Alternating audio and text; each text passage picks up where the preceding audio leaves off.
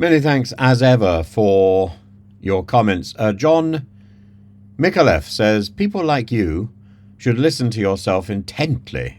I don't really. I very rarely look at the videos I've made, because all you've said is that the only democratic event was the referendum.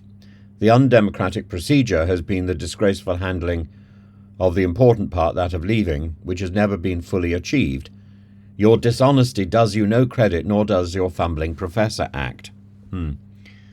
Well, the problem with the difference between a referendum or a plebiscite and an election are they're both democratic mechanisms, and they serve different purposes. A referendum, a direct vote in which the electorate is asked to decide on a specific issue, generally with a sort of binary choice, yes or no, represents a decision on that issue. But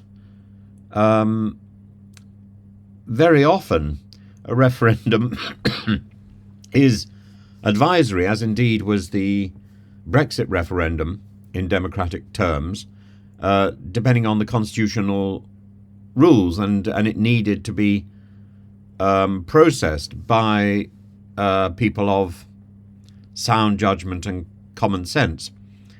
Governments usually commit to implementing the result because of political pressure.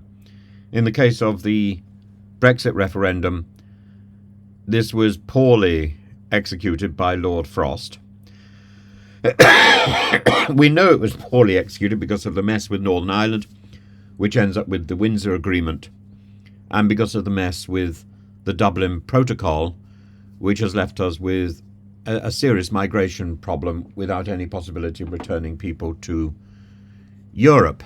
Elections, in contrast, are a process where voters elect representatives or officials to legislative bodies or executive positions such as MPs or president, and what is it? A police thing. Elections determine who holds the power to make and implement decisions over a given time. And this gives people responsibilities and policies.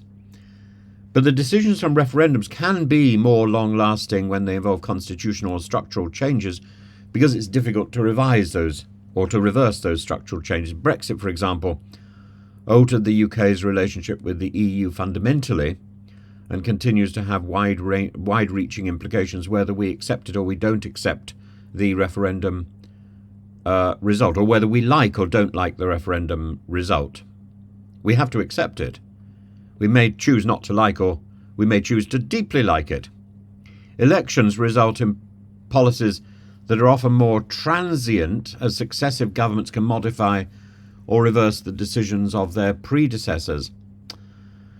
The problem with Brexit is that it hasn't produced any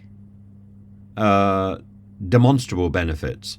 And Lord Frost, the UK's chief executor for executing, the chief negotiator for exiting the EU, championed a hard Brexit, but encountered such challenges that affected the thorough implementation of the UK's separation from the EU framework that his efforts were riddled with chaos.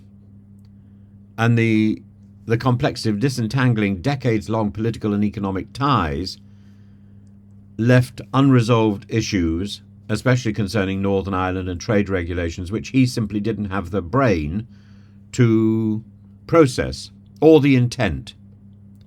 The Dublin Protocol and the Channel migrants, the absence of that Dublin Protocol, allowed the UK, with the Dublin Protocol, the UK was able to return asylum seekers to the first EU country that they entered. And without that, it's created difficulties in managing cross-channel migration after Brexit.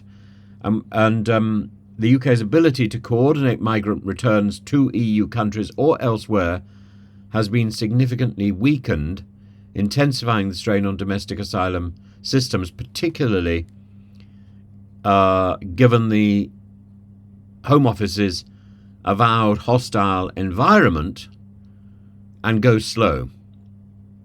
The Windsor Framework and Northern Ireland, the Windsor Agreement, which addressed the contentious issue of Northern Ireland's status post-Brexit, this Brexit halfway house, and attempted under Chris Heaton-Harris to create a more stable trading arrangement between Northern Ireland, the UK and the EU, was perceived as a compromise between retaining open borders on the island of Ireland, essential for the Good Friday Agreement, and maintaining the UK's sovereignty.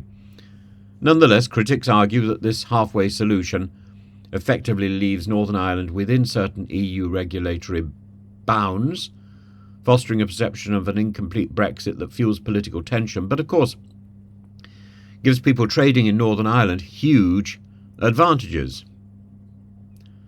The decision from the Brexit referendum has proven more durable and impactful than typical policy outcomes from elections, so different democratic mechanisms shaping the UK's legislative, economic, political landscape for generations. But the subsequent implementation of Brexit by Lord Frost has been marred by stupidity, by challenges, by partial measures that allow some people, like, for example, John Micallef, to call it unfinished. Issues like the absence of the Dublin Protocol for migration, the complexities of the Windsor Framework for Northern Ireland, illustrate the nuanced and contested nature of Brexit's legacy, its evolving consequences, and the need to question whether or not, even being outside Europe now, we should revive a trade relationship, because there's some petulance of being constrained by the Brexit referendum isn't giving us any satisfaction, is it? We need to recognise that the Brexit, whether democratic or not, has been a disaster.